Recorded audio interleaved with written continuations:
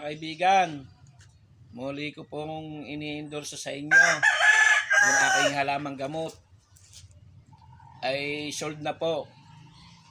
Yun po ay maaring dumating uli sa akin, maaring 2 linggo o 1 linggo dahil po malayo ang kinukunan.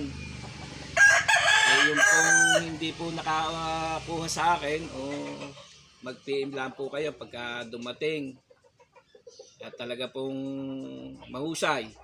Ayun po ay hindi po ng doktor, ito po ay halamang gamot sa tungkol po sa rayuma at sa arthritis. Talaga pong mabisa. At sa katunayan po ay ito po ang aking gamit. Wala pong nagrekomenda sa akin na ganon, yun po ay sa pakiramdam ko lang. Hindi ko po kayo pinipilit na kayo ay gumamit nito.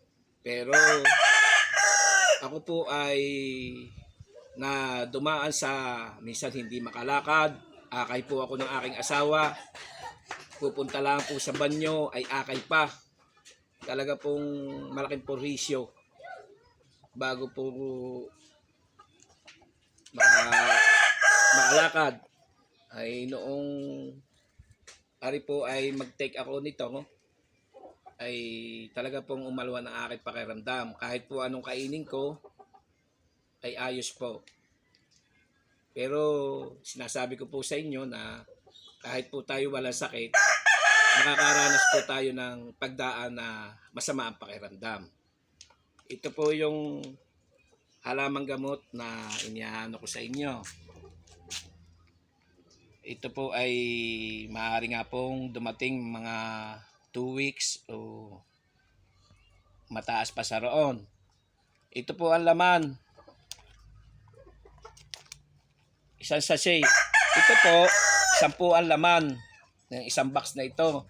Ang isang sachet po, 4 ang laman. Bago po kayo uminom nito, kumain muna po kayo sa umaga. Pagkakain po ninyo, saka po nyo inumin. Pwede po 2. Isa sa umaga, isa sa hapon. Ayon po doon sa aking karanasan. Ngayon po, mga within 1 minute, 2 minutes, kahit po medyo makakalakad po kayo, sigurado ko sa inyo. PM lang po kayo.